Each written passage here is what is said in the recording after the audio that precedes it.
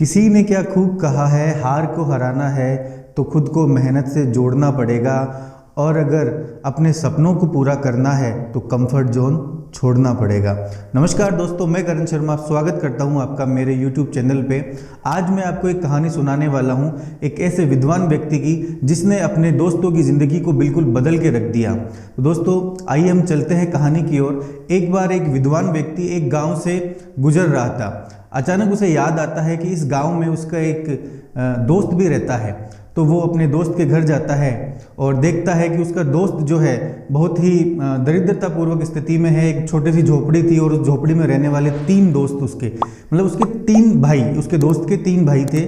और वो पूरे दिन अपने दोस्त से बातें करता है, अपने जीवन के बीते हुए किस्सों को याद करता है और कई सारी बातें उनके बीच में होती है।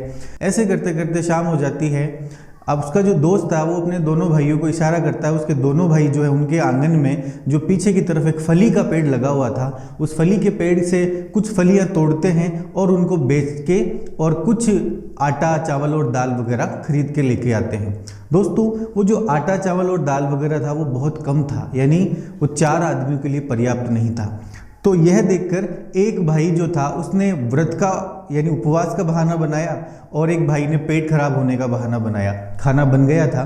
खाना खाने के लिए उस विद्वान व्यक्ति के पास केवल उसका दोस्त ही बैठा। उन लोगों ने भोजन किया। दोस्तों वह विद्वान व्यक्ति समझ गया था कि मेरा जो दोस्त है वो बहुत ही दरिद्र स्थिति में है, मुझे कैसे भी करके इसको इस दरिद्रता से बाहर निकालना ही पड़ेगा।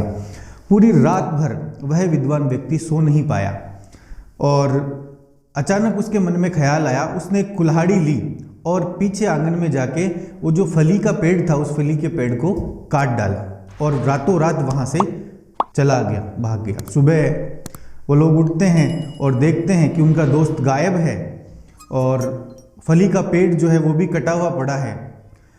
पूरा गांव वहाँ पे इकट्ठा हो जाता है और उस विद्वान व्यक्ति को बहुत भला बुरा कहने लगता है। उसके बारे में बहुत बुराइयाँ वहाँ पे होने लग जाती हैं और तीनों भाइयों की आंखों में भी आंसू थे। दोस्तों कुछ साल बीत जाने के बाद में वह विद्वान व्यक्ति वापस से उसी रास्ते से गुजर रहा था।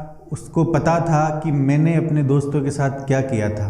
दोस्तों वह हिम्मत करके अपने दोस्त के पास वापस जाने की करता है और साथ ही साथ पिटने के लिए भी तैयार हो जाता है, क्योंकि उसको डर था कि कहीं वो लोग उसे देखते ही मारने ना लग जाए। वह जाता है और क्या देखता है कि जो एक झोपड़ी उनके पास थी उसकी जगह बहुत बड़ा महल बनकर तैयार हो चुका है। और वह जैसे ही उस महल में प्रवेश करता है वो तीनों भाई उस विद्वान व्यक्ति के पैरों में गिर जाते हैं और रोते हुए उससे बोलते हैं, हमें क्षमा कर दीजिए मित्र, हमने आपके बारे में बहुत गलत सोचा था। अगर उस दिन आप उस फली के पेड़ को ना काटते तो शायद हम मेहनत नहीं कर पाते, हम मेहनत का मतलब ही नहीं जान पाते और जीवन भर उसी फली के पेड़ के सहारे अपना जीवन यापन करके वो नरकीय जिंदगी जीते रहते। उन्होंने कहा कि मित्र, आज हमें तुम्हारे उस फली के पेड़ काटने का महत्व समझ में आया है। तो दोस्तों वो जो फली का पेड़ था वो उन तीनों लोगों के लिए कंफर्ट जोन था और उसी तरीके के फली के जो पेड़ है वो हमारी ज़िंदगी में भी हमारे चारों तरफ उगे हुए हैं। हमें वो सहारा तो प्रदान करते हैं कुछ टाइम के लिए, लेकिन वो हमें आगे नहीं बढ़ने देते। यानी जो कंफर्ट जोन है वो हमारे चारों तरफ है, किसी न किसी का छोटा मोटा सहारा हमारे पास होता है। लेकिन जिस दिन आप वो फली का पेड़ काट दोगे, उस कंफर्ट जोन से बाहर निकलकर कुछ बड़ा करने की सोचोगे, उस दिन आपका मुकाबला करने वाला इस दुनिया में कोई भी नहीं होगा। तो दोस्तों ये कहानी हमें यही सिखाती है कि अपनी कंफर्ट जोन से बाहर निकले और कुछ बड़ा करने का सोचें।